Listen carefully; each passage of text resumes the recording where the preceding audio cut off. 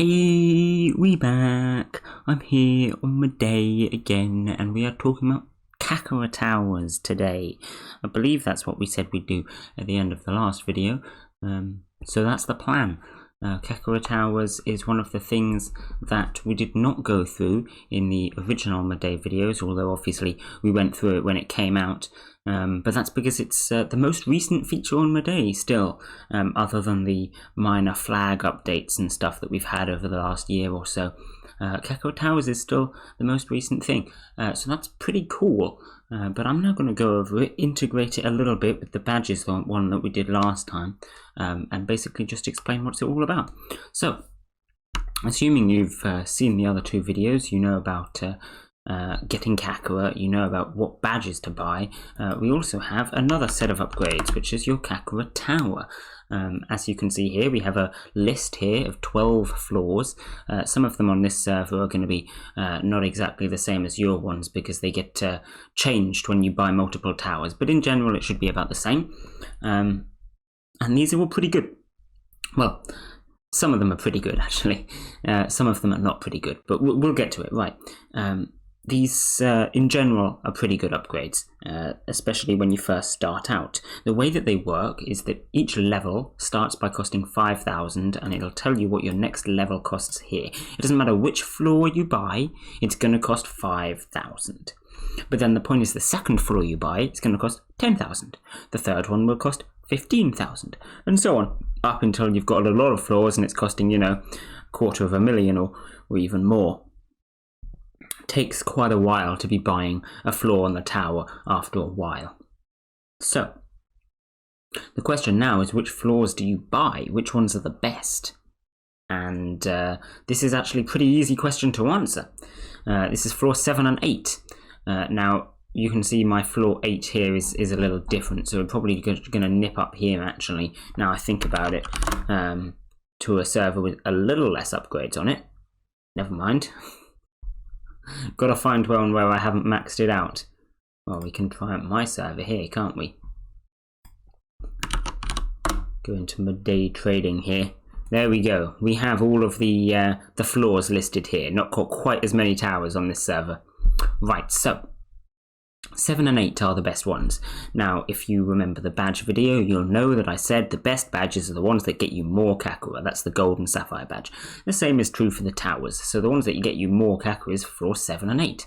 Floor 7, max Kakera base power increased by 5%. So what this means is on your TU, when you have 100% power is the cap, right? That makes sense. This will mean that you can actually go up to 105% power by saving up for a little longer, which is quite nice because presumably overnight it's going to save up all the way back up to max while you're not on. And that means that when you get on in the morning, you have that extra percentage. Also, this means that your DK will get you even more power as well, which is quite nice, because DK doesn't restore 100%, it restores all the way to full. So that's pretty nice. Floor 8 we also have is really good. Kakera reactions cost minus Kakera power. This is the same as the gold badge, basically. Instead of the 10% decrease that you get from the gold badge, though, this is much less. As you can see, this one is 2% Kakera. The first one that you buy will be 4%, but yes, it's not too much. And this has a pretty low cap on it as well. We'll talk about the caps in a bit. But yes, you can reduce your Kakera power, and by the time you're buying this, you probably already got gold. You might even have Ruby 3 already. So you're going to be down at like 40% power or so, and this will bring it down a fair bit. So that's kind of nice. The other ones that give you Kakera is floor 10. Light Kakera give one more random Kakera. We've talked about light Kakeras before. They give you by default 3 or 4 random Kakeras, which makes them worth normally 300 or 400 Kakera unless you get lucky. But by buying this you can get a lot more, and you can see on servers that we've done the videos on before where I do have lots of towers, we're getting a good few thousand Kakera per light Kakera. So that's what gives you that. Floor 10 pretty good. And then we have floor 11. This is basically the same as the sapphire badge, which as you know is a really good badge. Of course sapphire is mostly a good badge because of sapphire 4, which this is not giving you. So it's not as good as the sapphire badge, but it's pretty close. Those 4 are the best 4 floors. They give you Kakera. None of the other floors are going to give you Kakera, other than the 9th floor, which we'll talk about in a minute. That's more of a late game one, though. So when you start off building your tower, you want to go for those 4 floors.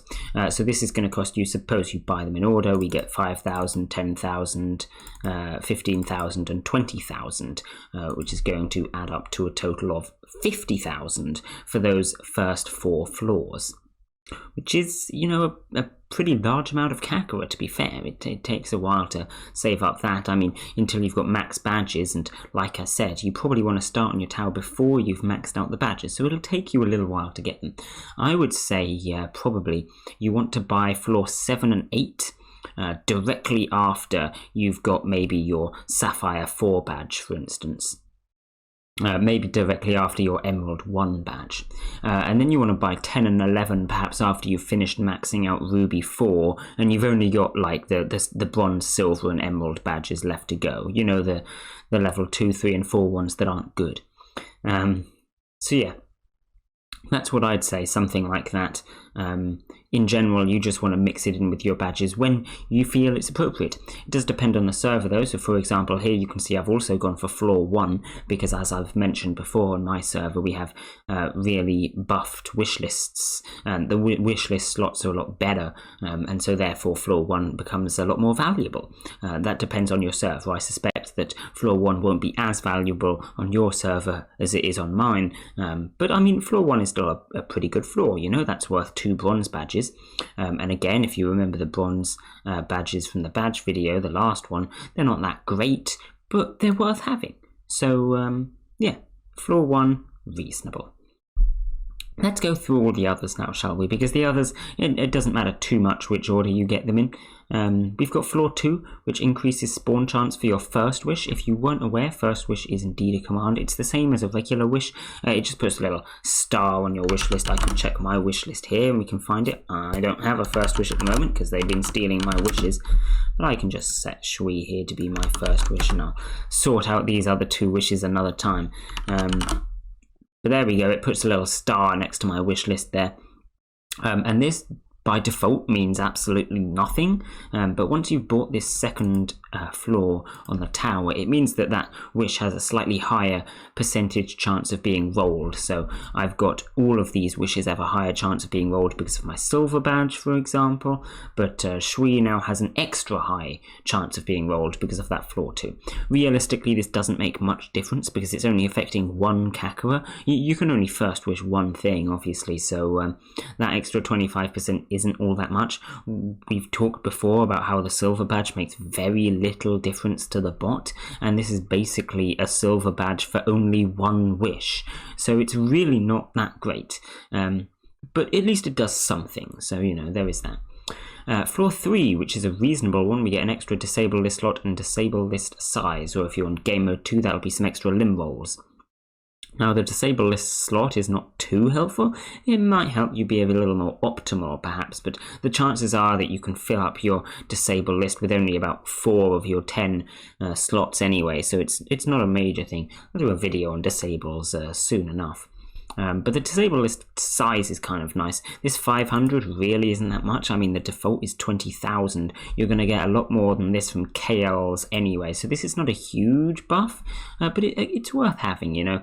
I mean, of the 70,000 characters or whatever that are on the bot, you can now disable 500 more of them. So it's not a huge difference, but again, same as floor 2, at least it does something. We have floor 4, 5 and 6 here, which all do basically the same thing. Extra percentage chance to earn a second key when you get a particular type of key that you have wished.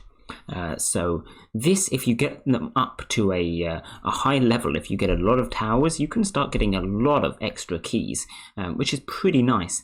But when you're only buying each floor once, it really doesn't make too much difference.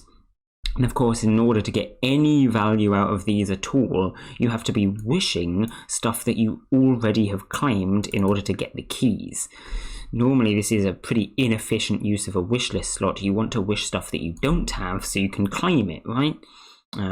So yeah, it kind of depends, but these become much better later on in the game. When you have a lot of towers and you've got a lot of claims, there's not much more left that you want to claim for your wishes. You can just start wishing stuff that you've already got and getting those bonus keys on them. We've talked before about how good keys are in general, and we'll talk about them again when I do a specific video for keys. So yeah, reasonable flaws. Again, they do something, so that's nice. We have floor 9. Floor 9 is an interesting one because in the early game it will do absolutely nothing. Gold keys max bonus increased by 500 Kakera per 3 hours. Of course, at the start of the game you probably won't have any gold keys at all. They take a while to get, and even when you do, the chances that you're maxing out the max bonus, which I believe default starts at 4,500, is pretty unlikely. So that means that this floor 9 does absolutely nothing. But later on in the game, when you've got a lot of gold keys and you're maxing out that bonus every 3 hours, this is just straight up 500 extra Kakera per 3 hours, which is pretty nice. I'm going to take that one. So yeah, later on in the game, the same as floor 4, 5 and 6 really, floor 9 does become really good, but at the start of the game I wouldn't bother with it. If I were you, it doesn't help. And then we have floor 12. Floor 12 is purely cosmetic, in the same sense that when you get your first bronze key, you unlock that embed color command. If you don't know about that, just type it in, have a look, have a play around. It's just a bit of cosmetic and it's a bit of fun. This one is the same for your like list, for your SL. And the first time you buy the tower, as you can see I'm on my second tower, the first time it'll be your profile and your harem, I'm pretty sure. So you can also get your profile, harem, like list and soul list, just some embed colors. It doesn't make too much difference. It's nice to have, and if you've got a bunch of spare Kakera, then why not buy it? But for the most part, you're going to be buying this one last. You buy it just when you want to get these good floors at the start again, because of course once you've bought one tower, you can then start buying another tower again. So that's pretty nice. All in all, we've gone over all the towers, so you should know which ones are good now. What are you meant to be doing with your tower though in general? Do you just keep shoving upgrades into it? After you've maxed out all of your badges, that is pretty much what you do, yeah. You just keep going with the tower as long as you can. There's an interesting thing about the tower, which is the destroy command here, which I'm not going to do, but as you can see, your tower levels will be reset and a total of however much will be refunded. This is exactly the same as Kakera refund, if you know that command, but Kakera refund is a moderator command, whereas destroy is not. This means you have complete control over when your tower is destroyed, and this is actually really strong. It has a cooldown of 20 hours per player, but that's normally not a problem at all. It's just to stop major abuse going on. What this means actually is you can use your Kakera tower as a bit of a bank, and I've done a video on this before. You can go and check that out. I think that's recent enough that we probably won't be remaking that one, so I'll put a link to it in the description, and you can go and have a look if you want. But the point is, you basically keep throwing all of your Kakera in the tower, because you have no reason to keep Kakera on you, except maybe a couple of thousand for trading or something. For the most part, you just want to put all of it into upgrades, so you're getting the best results. And then in terms of KLs, which we'll do a video about soon, you want to wait until you've got about 3 million saved up. It'll tell you here, I've got almost 1 million saved up. When you've got about 3 million saved up, you can destroy your tower and redistribute that 3 million Kakera into KL upgrades, which is pretty good.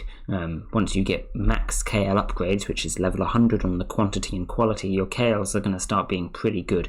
You can put a bunch of Kakera into actually doing KLs and get some huge stonks upgrades from that, and then even have a little bit left over to put back in the tower, because the early tower upgrades are really good as well. This in general works out pretty nicely, and it should be a huge buff to your mudae playing once you get to that stage. But of course it's going to take quite a while to save up that 3 million Kakera. So just, keep track of it with the destroy command here, and you just basically throw everything into your tower the whole time and you should be all good. That's basically the strategy. Anyway, nice short video there. I think we've pretty much covered everything, so I'm going to end this one here. Bye!